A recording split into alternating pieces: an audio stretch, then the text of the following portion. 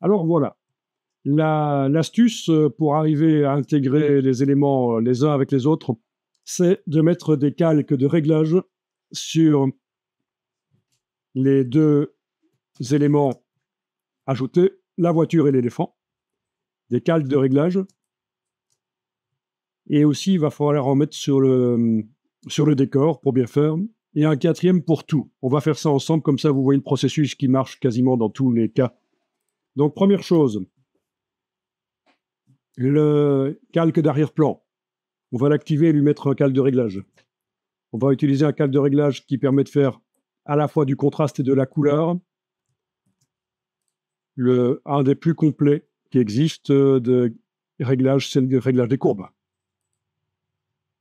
Voilà. Donc là, on a un réglage de courbe par-dessus le décor.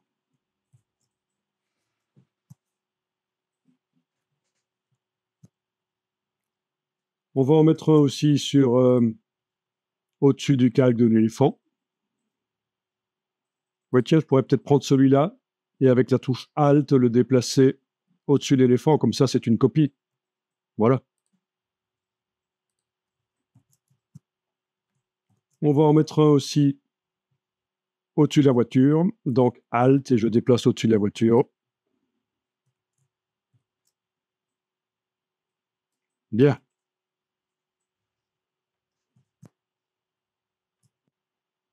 Alors, calque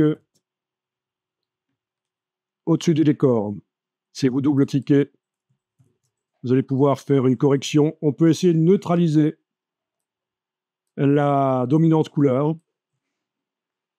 Donc, peut-être que c'est pas ce qu'il faut faire, peut-être que le décor est chouette comme ça, mais voyons comment on peut neutraliser une dominante couleur. Donc, avec la pipette remplie de gris, vous allez pouvoir cliquer à un endroit du décor qui est censé être neutre. C'est un peu comme faire la balance des blancs. Donc, est-ce que le sol est censé être neutre? On va voir, on clique. On clique à différents endroits, on teste. Pas besoin d'annuler, bien sûr. On fait juste cliquer. Et voilà. Et avec l'œil en face du réglage ou l'œil dans le bas de la palette propriété, vous pouvez voir l'avant-après. Bon. Là, pour la démo, je vais supposer que le décor est mieux en étant neutralisé.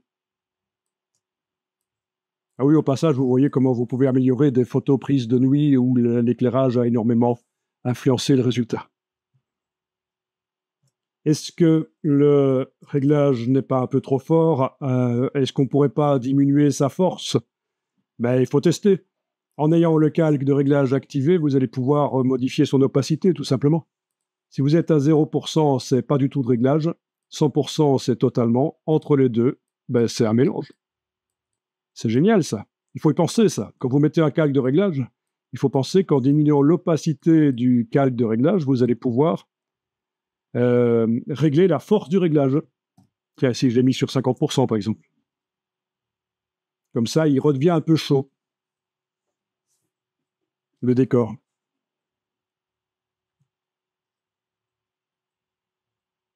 Alors, pas de remarques par rapport à ça? Regardez ici au-dessus. Oui, c'est ça que les mêmes regards, justement. C'est le feu des... Oui, si j'avais bien fait le détourage des panneaux, ça passerait. Mais voilà, il faudrait le même réglage au-dessus, sur ce calque-là. Ben, on va le faire. Il suffit de prendre ça avec la touche Alt, de déplacer au-dessus des panneaux. Avec la touche Alt, on clique entre les deux pour que ça n'agisse que sur les pixels là. Voilà. Donc, j'ai pris ça avec la touche Alt, je l'ai déplacé tout au-dessus. C'est une copie qui est arrivée. Et avec la touche Alt, la touche Option, j'ai décalé pour que ce réglage n'agisse que là-dessus.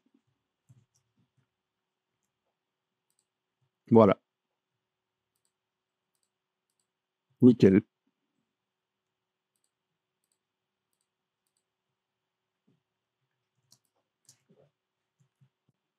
Mais on va faire la même chose pour l'éléphant maintenant. Enfin, la même chose. Une balance. On va tenter une balance des blancs éventuellement. Donc, l'éléphant. Le réglage qui est là, il faudrait qu'il n'agisse que sur l'éléphant. Donc, touche Alt. On clique entre les deux. Voilà. Ça, on l'a déjà fait. Vous l'aviez déjà fait avant? Oui, il ne faut surtout pas, avec la touche Alt, commencer à cliquer là-dessus et bouger, parce que ça fait une copie. Là, je fais annuler. Donc, c'est touche Alt et cliquer entre les deux pour que le réglage là n'agisse que sur l'éléphant. Ensuite, on double-clique sur le réglage.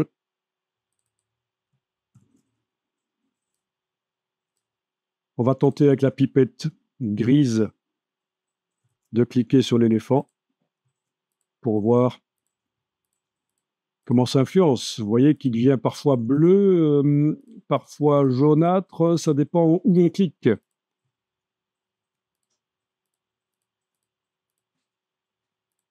On peut aussi manuellement refaire le réglage en allant travailler sur chacune des couches. Donc vous avez le raccourci Alt 3, Alt 4, Alt 5. C'est pour activer une des couches. Alt 3, c'est rouge, Alt 4, c'est vert, Alt 5, c'est bleu. Et voilà. Alt 3, c'est rouge. Si j'augmente le point, là, si je bouge le point vers le haut, c'est plus de rouge, forcément. Si je le bouge vers le bas, c'est plus de cyan. Pourquoi cyan? Parce que les deux autres couches, vert et bleu, ça fait du cyan. Si je suis sur la couche verte, si je monte, c'est vert. Si je descends, c'est magenta, parce que les deux autres couches, rouge et bleu, ça fait magenta. Si je suis sur la bleue, si je monte, c'est plus bleu. Si je descends, c'est plus jaune, parce que les deux autres couches, rouge et vert, ça fait du jaune. Donc vraiment, à vous de voir. Je pense que dans ce cas-ci, augmenter la quantité de bleu, c'est pas mal. Si je regarde en enlevant l'œil, on a un peu sur l'éléphant le même genre d'éclairage que sur le décor. C'est une question subjective, en fait. Hein. C'est très subjectif.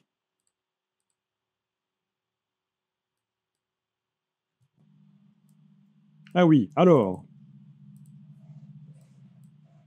le calque que je viens de modifier, là, le calque de réglage pour la démo, je vais l'appeler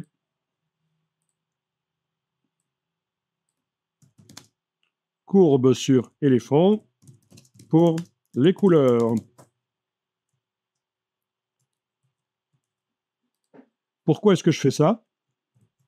C'est pour vous montrer ceci. Le calque de réglage courbe permet de modifier la couleur, comme on a vu, en allant mettre un point dans chacune des courbes rouge, vert, bleu et en montant et descendant. Nous, on n'a pas eu besoin de le mettre parce que c'est la pipette qu'on a utilisée au départ qui a été mettre le point. Mais sinon, si on n'utilise pas la pipette grise, il faut aller manuellement mettre le point et bouger. Mais en plus de ça, en jouant sur les trois courbes en même temps, on peut modifier le contraste. Je vous montre, ne le faites pas. Voilà, on arrive à modifier le contraste. Courbe en forme de S inversée, le contraste et la luminosité, parce que si je baisse les points vers le bas, voilà. Bien, mais je vais retirer les points ici. Le calque ne va servir ici que pour modifier la couleur. Et au-dessus, je vais aller mettre un calque de réglage de type courbe qui va servir uniquement pour le contraste. Donc je sépare les choses, ça peut simplifier. Pour vous, ça peut simplifier. Donc calque de réglage de type courbe qui doit être au-dessus et écrêté. Je vais lui donner le nom courbe sur éléphant pour contraste. Vous voyez, il est écrété. J'ai deux calques de réglage qui agissent sur l'éléphant.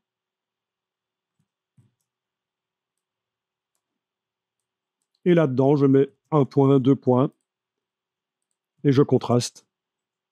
Je vous rappelle qu'il y a aussi possibilité d'aller mettre un quatrième point, un troisième et un quatrième point pour gérer l'intensité des parties sombres et claires. D'accord? On voit bien que là, on arrive à faire ressortir le détail dans les parties sombres, malgré que j'ai une courbe en forme de S qui contraste.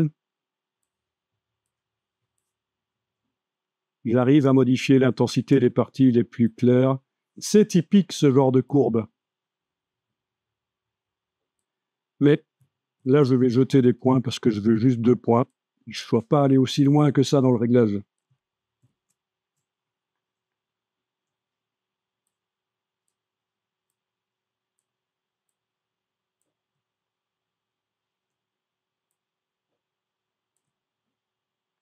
OK.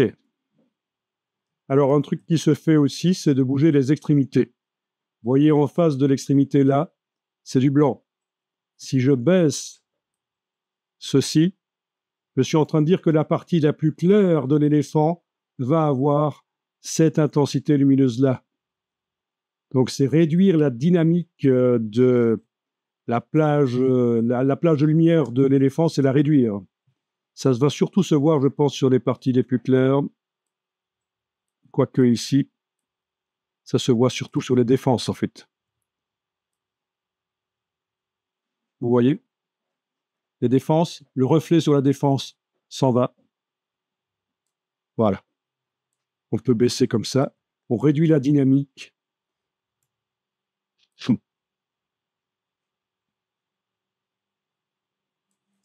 Même chose pour les parties les plus sombres. Si je monte, je vais dire que les parties les plus sombres de l'éléphant ne vont pas être totalement noires, ça va être plutôt un peu clair. Donc, à voir, au cas par cas. Oui, c'est d'ailleurs un moyen de repérer des trucages photo, c'est que les parties sombres sur une partie de la photo ne sont pas de la même intensité que les parties sombres sur une autre partie de la photo. Et donc, quand on règle l'extrémité de la courbe ici pour l'éléphant, c'est un peu ce qu'on devrait faire si on veut vraiment faire un trucage réaliste, convaincant. Il faut absolument que les parties les plus sombres sur une partie de la photo soient de la même intensité que les parties les plus sombres sur une autre partie de la photo.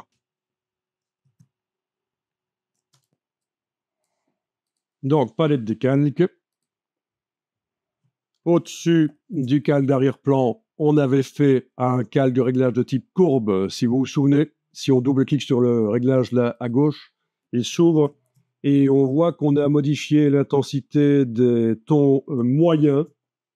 Autrement dit, le plus sombre et le plus clair n'ont pas changé. Les extrémités de la courbe sont toujours en place. Par contre, ça a changé fort pour le rouge moyen, le vert moyen, le bleu moyen, surtout le bleu moyen et le rouge moyen.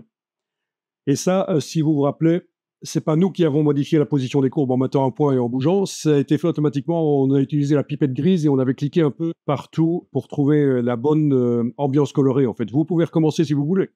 Avec la pipette grise qui est là, si vous cliquez dans l'image, vous modifiez l'ambiance colorée. C'est donc ce qui correspond un peu à la balance des blancs, quelque part. Vous voyez qu'on peut obtenir des choses quand même très différentes. Là, si je clique à cet endroit-là, par exemple, j'obtiens quelque chose de beaucoup plus bleuté, une ambiance beaucoup plus froide. Si je clique à d'autres endroits, c'est plus chaud. Je vous rappelle qu'à l'origine, l'image qui vient du web était en fait très... mais pas très bonne. Si on enlève l'œil en face du réglage, là au-dessus de l'arrière-plan, on voit l'image, il y a une dominante suite à un problème technique au moment de la prise de vue, en fait. C'est l'éclairage de la rue qui est comme ça très jaunâtre et ça a beaucoup influencé. Je ne pense pas qu'on puisse dire que c'est très heureux et que ça puisse être voulu, une image comme ça qui baigne autant dans le jaunâtre, verdâtre. Et donc, nous, là, on corrige les choses avec le réglage que je viens de réafficher. On corrige les choses et peut-être que je vais aller cliquer là parce que finalement, je trouve que cette ambiance-là, pourquoi pas, c'est pas si mal que ça. Je vous rappelle que si vous pensez que le réglage est pas mal mais trop fort, pour le faire moins fort, pour que ce soit moins, dans mon cas, bleuté, en quelque sorte pour mélanger l'image qu'on voit actuellement avec l'image non modifiée, qu'est-ce qu'on ferait? C'est déjà fait d'ailleurs. l'opacité du calque. Il est à 50%. On avait déjà fait un réglage qu'on avait atténué, parce que si on est à 100%, voilà, c'est pas bon du tout. Je veux dire, c'est... Ouais, pourquoi pas? Dans certains cas, mais voilà. Donc, le pourcentage d'opacité du calque permet de régler la force du réglage quelque part. Voilà. Moi, finalement, vers 37%, je trouve que c'est pas mal. Évidemment, quand vous faites ce genre de travail, il faut absolument être sur un écran qui affiche correctement les couleurs. Si votre écran est décalé, autrement dit, entre guillemets, s'il n'est pas bien calibré, tout le boulot que vous faites ne va servir à rien, vous n'arriverez pas à le sortir correctement où que ce soit. Donc c'est la base. Avant de commencer à parler de couleurs, c'est de s'assurer que l'écran fonctionne au mieux de ses capacités. Et je vous rappelle vite fait, sans entrer plus dans le détail, qu'il existe deux grandes sortes de moniteurs, deux grandes sortes d'écrans. Les écrans pour faire du secrétariat, donc les écrans de bureautique, qui ne sont pas prévus pour faire de la retouche photo du graphisme, et puis les écrans pour graphistes, pour photographes. C'est vraiment deux gammes différentes. Au niveau du prix, c'est du simple au double, mais vraiment, en tant que graphiste, vous avez intérêt à avoir un écran qui affiche le plus de couleurs possible, parce que plus votre écran affiche de couleurs, plus c'est facile de faire de la créativité et d'être créatif. Alors, deuxième chose ici, nous avons un réglage de courbe qui est là, au-dessus du groupe la voiture et ses ombres. Et ce réglage de courbe, que fait-il? Et pour l'instant, il ne fait rien, c'est une courbe plate. Là aussi, vous pourriez utiliser la pipette grise pour automatiquement gérer la balance. Et voilà, sauf que ça ne modifie pas que la voiture et ses ombres.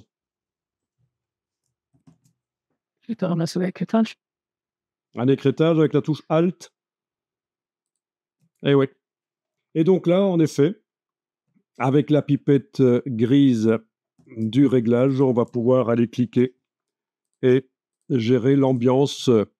Et donc l'idée, c'est évidemment que par rapport au décor, la voiture s'intègre bien. Donc là, si elle est jaune comme ça, y compris les pneus, vous voyez, ils sont jaunes, c'est foireux.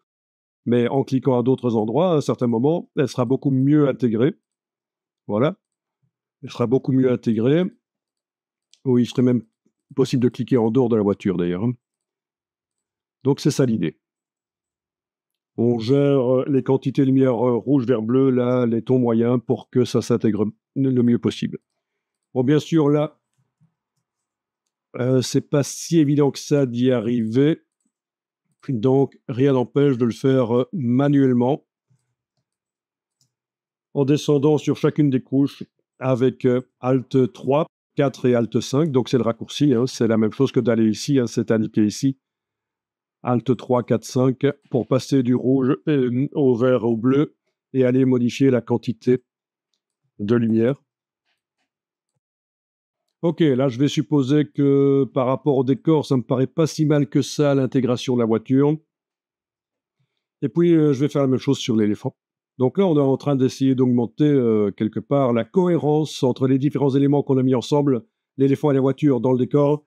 On est en train d'essayer de gérer cette cohérence. Et donc voilà, l'éléphant, il y avait deux calques de réglage courbe sur lui, un calque qui servait uniquement pour régler le contraste sur l'éléphant, donc une courbe en forme de S. Et je vous rappelle qu'on avait monté ici pour que les parties les plus sombres de l'éléphant ne soient pas trop sombres. On était descendu ici pour que les parties les plus claires de l'éléphant ne soient pas trop claires. Donc on avait quelque part diminué la dynamique de lumière sur l'éléphant. Ça, c'est quelque chose vraiment... il faut en tenir compte si on veut augmenter l'intégration. Il ne faut pas seulement jouer sur les tons moyens. Dans ce cas-ci, les 2 points pour le contraste. Il faut parfois aussi aller diminuer la dynamique du calque. Donc ça, c'était le premier calque pour le contraste. Et puis, il y a l'autre calque pour la couleur. Voilà. Il est possible qu'on avait fait également à réglage de gris, pipette grise pour ce calque d'en dessous là qui s'appelle donc, on l'avait bien nommé, pour s'y retrouver, courbe sur l'éléphant pour les couleurs, pas pour le contraste. Et si vous vous rappelez, j'avais dit que les deux choses pourraient très bien être faites dans le même réglage, mais que c'est plus facile de les faire dans deux réglages séparés pour pouvoir modifier par la suite. Ici, sur le calque d'en bas pour la couleur, vous pouvez retester avec la pipette grise et voir un peu qu'est-ce qui convient le mieux pour l'éléphant. Clairement, j'ai pris le parti de faire quelque chose d'un peu froid au niveau des couleurs. Alors, il reste quoi à faire? Une petite astuce que je vais vous donner si vous voulez augmenter encore la qualité de la retouche couleur. Mais il va falloir d'abord enregistrer cette version-là pour ne pas la perdre. Et puis, il y aura autre chose à faire. Vous voyez qu'il y a quand même quelque chose de foireux, c'est que l'éléphant, il a des herbes à ses pieds et c'est... Forcément, il va falloir corriger ça. C'est pas extrêmement joyeux et correct. Donc d'abord, j'enregistre le fichier. Bon, c'était la version 9, je vais lui donner la version 10. Voilà. Correction sur le décor, correction sur les deux éléments, la voiture et l'éléphant. Et l'astuce, c'est ensuite de faire ceci, cliquer sur le calque du dessus et créer un calque de réglage qui va modifier tout en fait. Je vais aller vers les courbes. Voilà, ça va vraiment permettre, une fois qu'on a fait les corrections sur chacun des éléments décor, voiture, éléphant, on fait une correction globale. Et donc voilà, ce calque doit normalement être arrivé non écrété. Il ne faut pas la flèche, bien sûr, parce qu'il va agir sur tout ce qui est en dessous.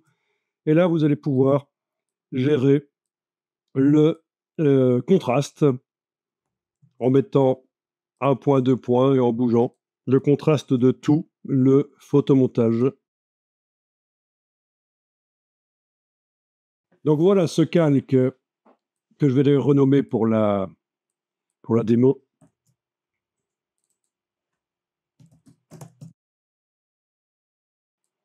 Donc une fois que c'est fait, on va ajouter un deuxième calque de réglage qui va modifier entièrement les couleurs cette fois-ci. Donc celui-là, je peux l'appeler couleur sur tout le photomontage.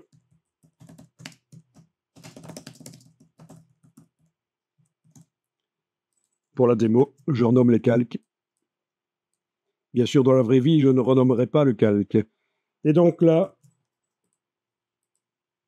rouge, vert et bleu, donc Alt 3, 4 et 5, on modifie pour voir quelle ambiance colorée on veut. Alors chaque courbe là, de couleur peut accueillir jusqu'à 16 points.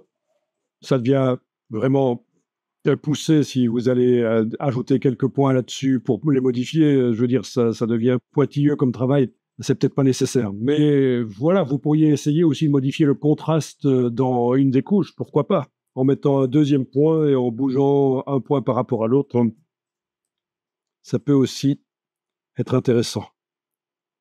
Vous voyez, ce deuxième point que je viens d'ajouter, on voit qu'il permet de modifier notamment la couleur du trottoir et la quantité de rouge sur le trottoir dans ce cas-ci. Sur les parties sombres, la quantité de rouge. Ok, mais ici, je vais le jeter. C'était juste pour dire que oui, vous pourriez tester ça aussi. Ok, là, vous avez vraiment tout le processus d'intégration. Bon, là, je vais enregistrer. Et puis, on va s'occuper des pattes de l'éléphant.